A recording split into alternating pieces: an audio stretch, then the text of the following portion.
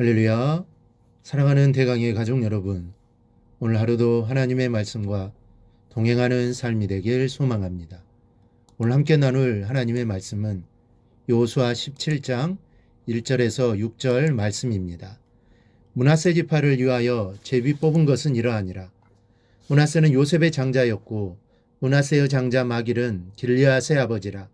그는 용사였기 때문에 길르앗과 바산을 받았으므로 므낫세의 남은 자손을 위하여 그들의 가족대로 제비를 뽑았는데 그들은 곧 아비에셀의 자손과 헬렉의 자손과 아스리엘의 자손과 세겜의 자손과 헤벨의 자손과 스미다의 자손이니 그들의 가족대로 요셉의 아들 므낫세의 남자 자손들이며 헤벨의 아들 길르앗의 손자 마길의 증손 므낫세의 현손 슬로보앗은 아들이 없고 딸뿐이라.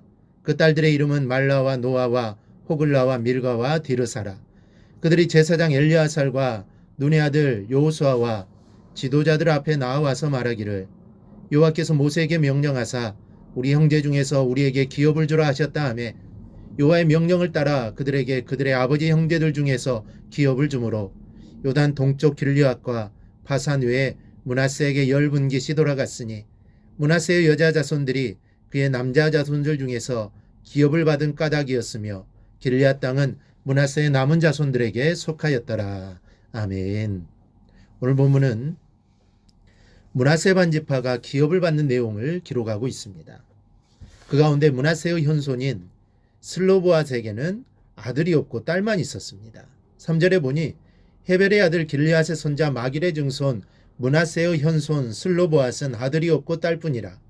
그 딸들의 이름은 말라와 노아와 호글라와 밀가와 디르사라라고 했습니다. 여기 5명의 딸들의 이름이 구체적으로 언급되어 있습니다. 4절에 보면 이들이 여호수아에게 나와 이렇게 말합니다. 여호와께서 모세에게 명령하사 우리 형제 중에서 우리에게 기업을 주라 하셨다 하며 하나님께서는 모세를 통해 우리에게 기업을 주라 명하셨는데 왜 우리에게는 주지 않느냐는 말입니다. 고대 근동 지방에서 여자는 단순히 재산의 하나로 간주되었습니다. 그러므로 여자가 재산을 소유한다는 것은 있을 수 없는 일이었습니다. 여자는 재산이지 재산을 소유할 수 있는 처지가 아니라는 것입니다. 이런 경우 이스라엘은 물론 이 고대 근동 지방에 이 두루 퍼져 있는 이 풍습이었습니다. 그런데 문제가 생겼습니다. 민수기 17장을 보면 이 가나안 땅의 분배 문제가 논의되면서 이의를 제기하고 나선 여인들이 있었습니다. 그들은 요셉의 아들 므낫세의 지파에 속한 슬로보앗의 딸들로서 이름은 말라, 노아, 호글라, 밀가, 디르사였습니다. 이들은 당시 사회적인 풍습을 깨고 당당하게 이의를 제기했습니다. 그 내용은 우리 아버지는 이미 죽었습니다. 그리고 아들이 없고 딸들만 있습니다. 그러나 어째 아들이 없다고 하여 우리 아버지의 이름이 삭제될 수 있단 말입니까? 우리 아버지의 분깃을 딸들에게 주십시오. 이 말은 당시 사회적 풍습으로는 도저히 용납이 될 수 없는 말이었습니다. 당시 관례에 의하면 딸들은 상속을 받을 수가 없게 되어 있었습니다. 아버지의 재산은 아들들만 나눠 가졌습니다. 장자인 경우에는 2배를 가졌습니다. 만일 아들이 없는 경우에는 그 기업을 가장 가까운 친족에게 주도록 되어 있었습니다. 그러다 보니 이 여인들은 아무런 분깃을 소유할 수 없게 된 것입니다. 그러나 모세는 그들의 사연을 마음에 품고 하나님께 기도를 드립니다.